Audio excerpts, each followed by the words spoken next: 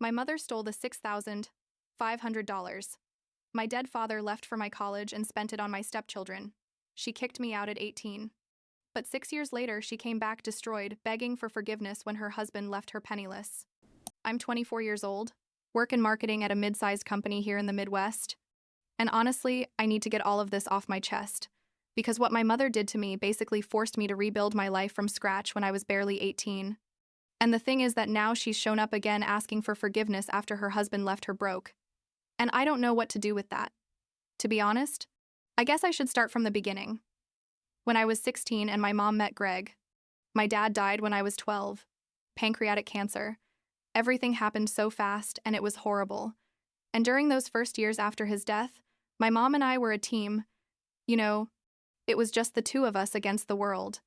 She worked at a bank, didn't make a fortune, but it was enough for us, and she always told me that my dad had left some money saved specifically for my college, like $6,500 that was in a savings account in my name, but that she managed until I turned 18.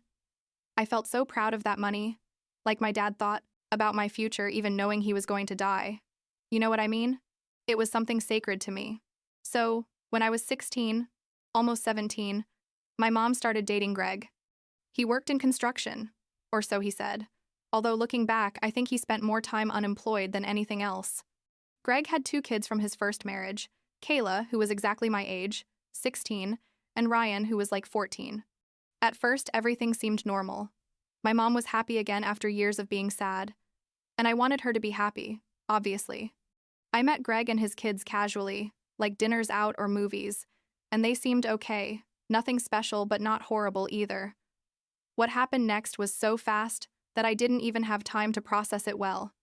Like 6 months into dating, Greg and his kids moved into our house. Our 3-bedroom house where I had grown up with my parents. My mom told me, "It's temporary until we find something bigger. But honey, I need you to share your room with Kayla for now." And what was I going to say? I was 16 and my mom was looking at me with those eyes like, please understand me. So I said yes. Kayla was okay at first. A bit bossy, but nothing major.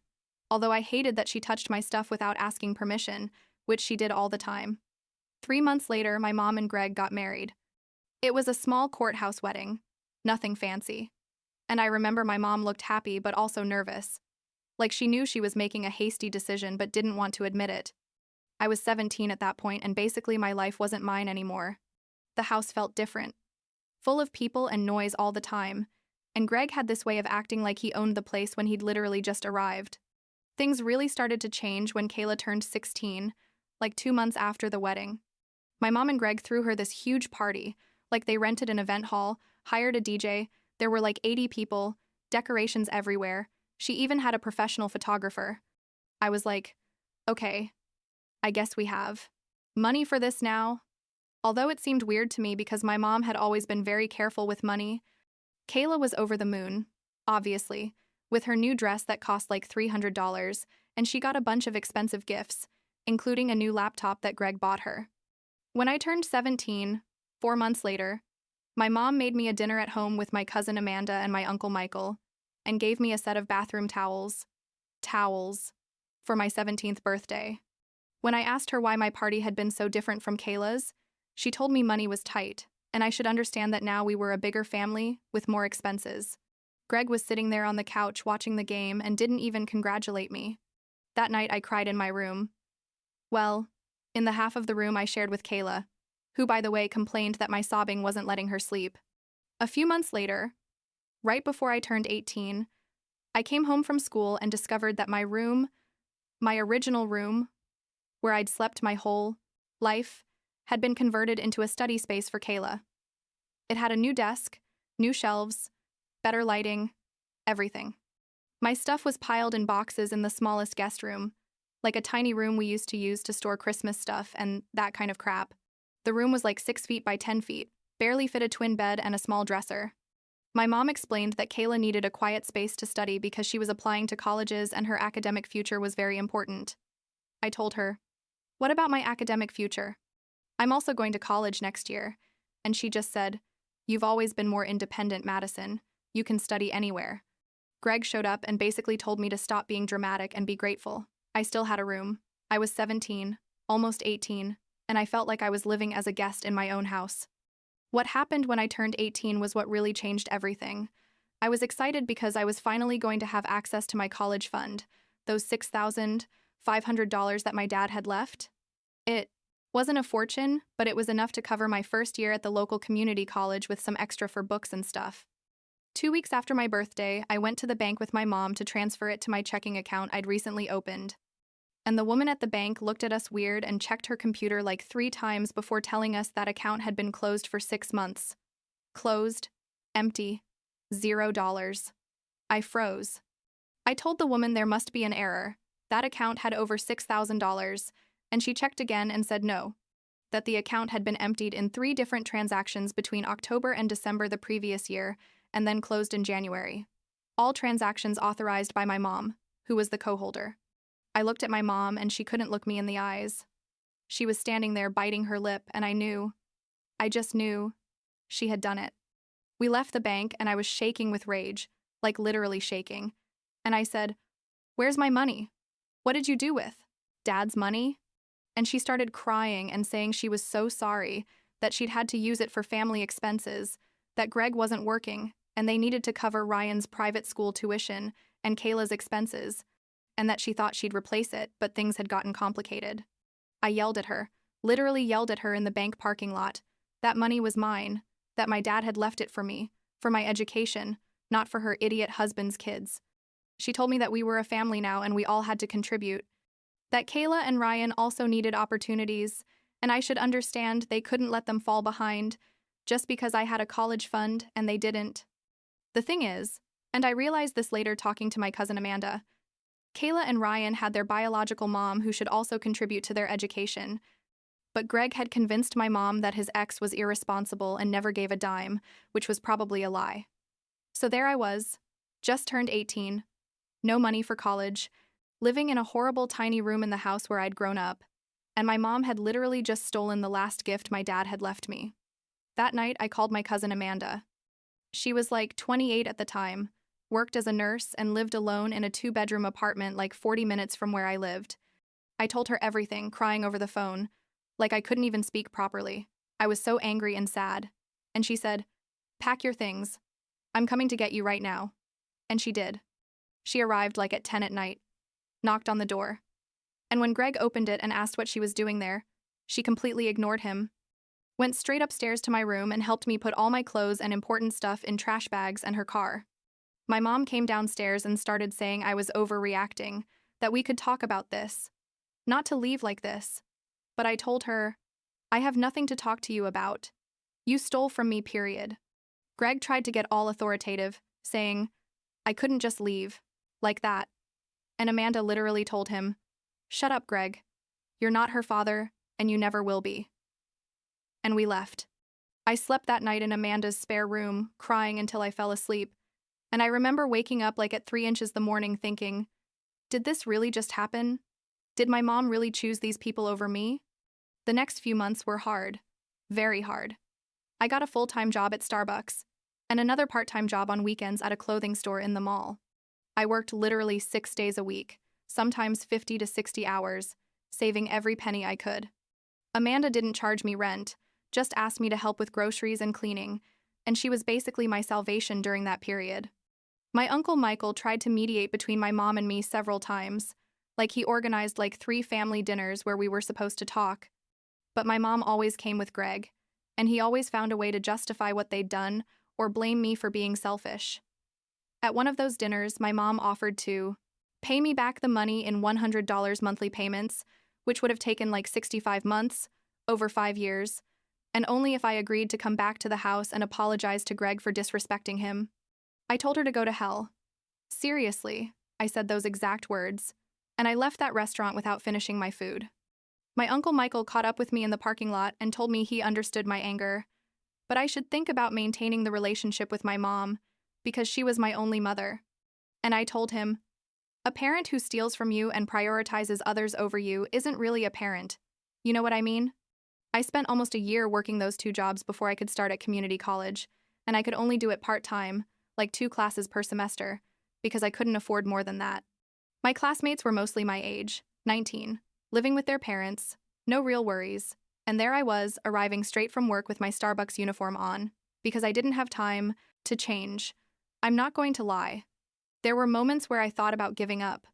Like, why am I killing myself like this, if it's going to take me years to finish a degree anyway? But Amanda always motivated me. She'd tell me, Madison, every class you finish is a class you'll never have to take again. You're moving forward even if it's slow, and that's what matters. During those years, my mom sent me occasional text messages, like Happy Birthday or Merry Christmas, and I ignored them all. I didn't block her number because part of me, I don't know, maybe wanted to leave the door open a tiny bit, but I didn't feel like talking to her either. According to my Uncle Michael, things in that house had gotten tense because Greg still wasn't working consistently and my mom was stressed about finances all the time. When I was 20, almost 21, I finally managed to transfer to a 4-year university in a town like 2 hours away. I got a combination of student loans, a part-time job on campus, and a small scholarship for good grades. I moved into a shared apartment with 2 roommates, Sarah and Jenna, who were cool, and for the first time in years I felt like my life was taking shape. I was still working a ton, like between classes and work I had 60-hour weeks, but I was building something that was mine, that nobody could take from me. My mom found out through my Uncle Michael that I'd transferred to university and sent me a long message saying she was very proud of me and wanted to visit me in my new apartment. I responded after like a week with a simple, "Thanks, but I don't want visitors." She insisted several times and eventually stopped asking.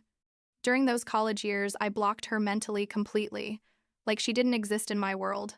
I was focused on graduating and getting a good job and getting ahead despite everything. I graduated when I was 23, like a year and a half ago. I got a job in marketing for a mid-sized company here in the city. Nothing spectacular, but the salary was good, like $45,000 a year to start, and I was able to move into my own studio apartment. It was small, but it was mine. Completely mine. And I remember the first day I arrived with my stuff and closed the door and thought, I did it. I did it without anyone's help. Well, without my mom's help. Because Amanda was obviously fundamental, and I'll always be grateful to her. And then, like 6 months ago, when I'd just turned 24, my mom contacted me out of nowhere. First by text message, then by email, then she tried calling me like 10 times in 2 days. I had blocked her on most platforms, but she found my work email, which is on LinkedIn, and sent me this super long message saying she needed to talk to me urgently about an important family matter. I ignored her for 2 weeks until my Uncle Michael called me and asked me to please consider at least hearing what my mom had to say. I finally responded to the email telling her she had 10 minutes to tell me what she wanted. To tell me right there in the email that I wasn't going to see her in person. What she replied was basically this. Kayla, my stepsister, had gotten a job in another city like 3 hours away after graduating from college. The college they probably paid for with my money, by the way, and needed to rent an apartment, but couldn't afford it on her entry-level salary.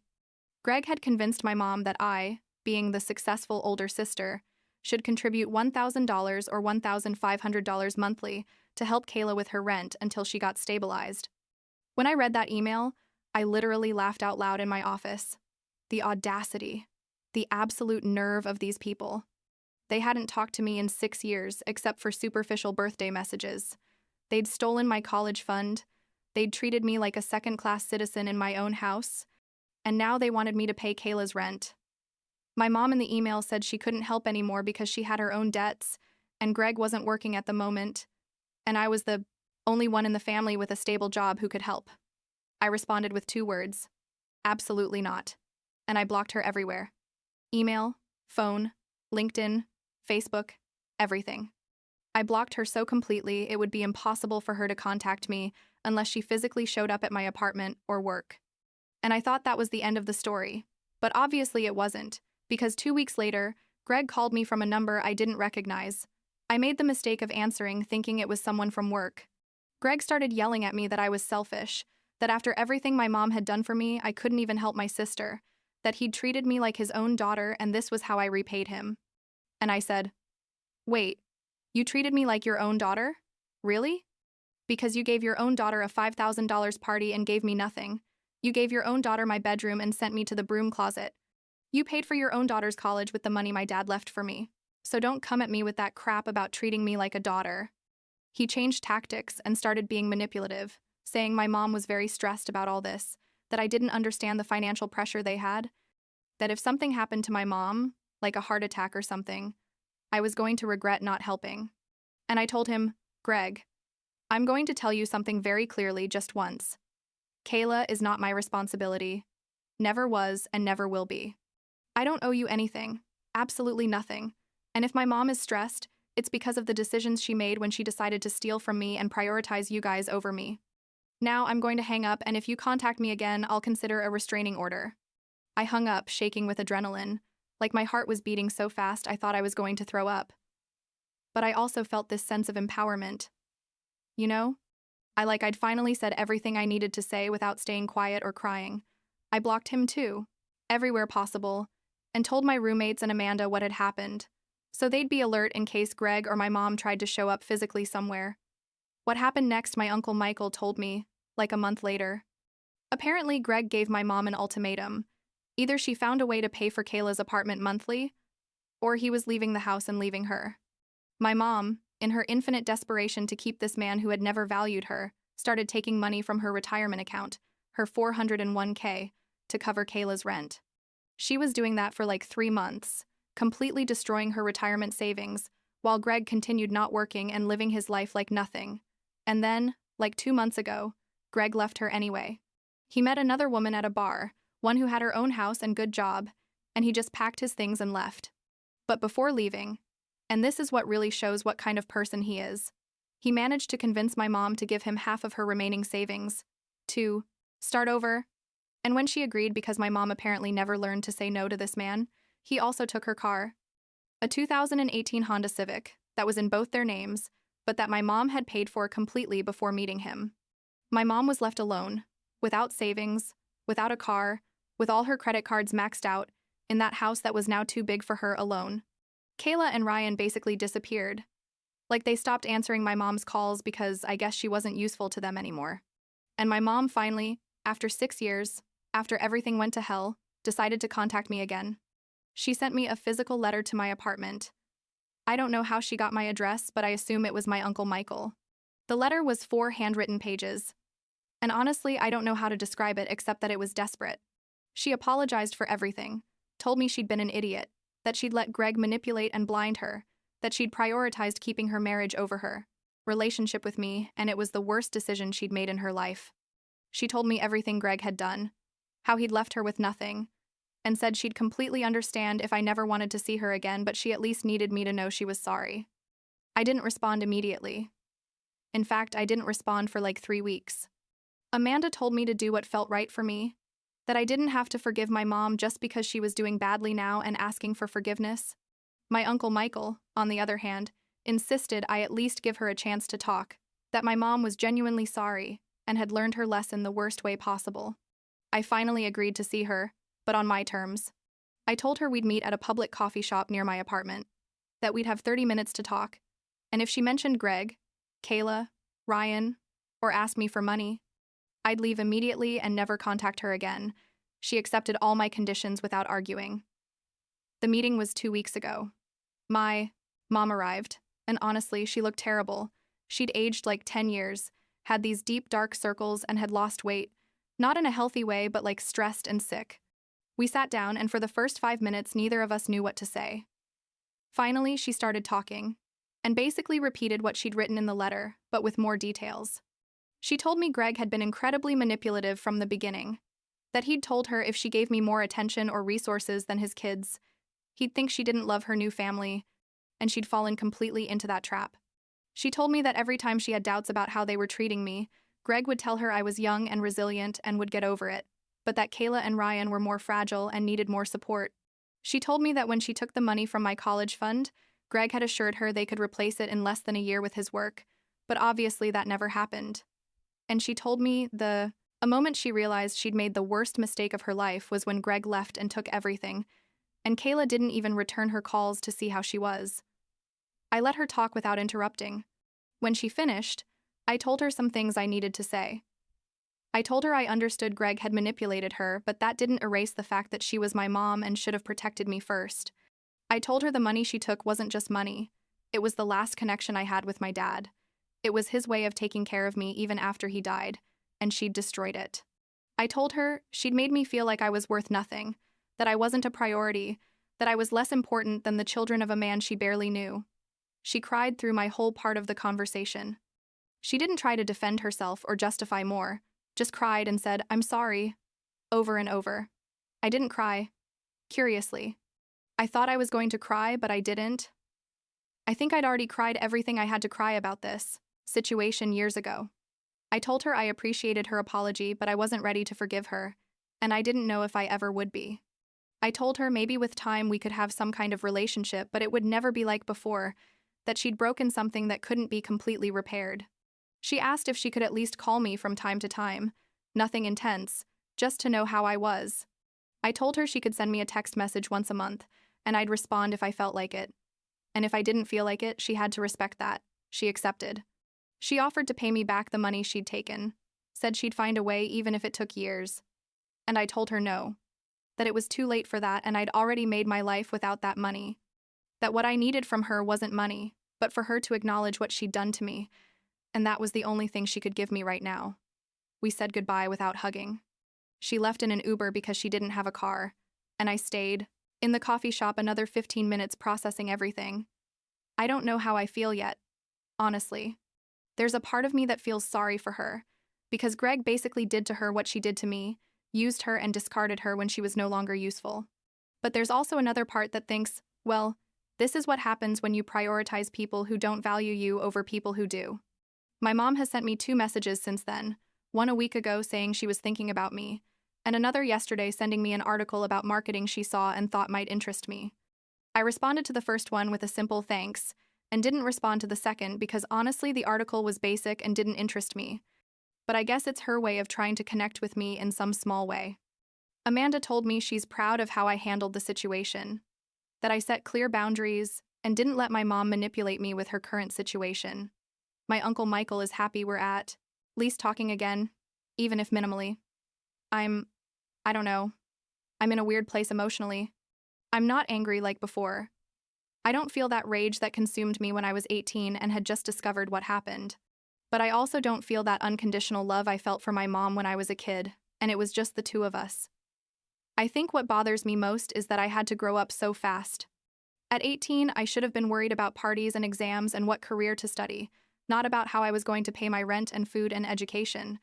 I had to be an adult when I was still basically a kid, and that's something I'll never get back. My college classmates had these normal lives with their parents paying for their stuff and supporting them, and there I was working 60 hours a week trying to survive. But also, and this is something I've been thinking about a lot lately, maybe all this made me stronger. I know I can survive alone, that I can build a life from scratch without anyone's help, and that's something a lot of people my age don't know. I have my own apartment that I pay for myself. I have a job I got on my own merits. I have savings in the bank that nobody can take from me, and I have my college degree that nobody gave me, but that I earned through effort. Not everyone can say that. I don't know what's going to happen with my mom and me in the future. Maybe eventually we can have some kind of superficial relationship, like seeing each other at Christmas or birthdays and having polite conversations. Maybe we'll never even get to that. Maybe in 10 years things will feel different, and I can truly forgive her. Or maybe I never can. Honestly, I don't know, and I'm trying to be okay with not knowing. What I do know is that I'm not going to let this situation define my life forever. I'm not that 8-year-old girl anymore, crying in the guest room, wondering why she wasn't enough for her mom. I'm Madison. I'm 24. I work in marketing. I live in my own apartment, and I've built a life I'm proud of despite everything. And that, I guess, is enough for now.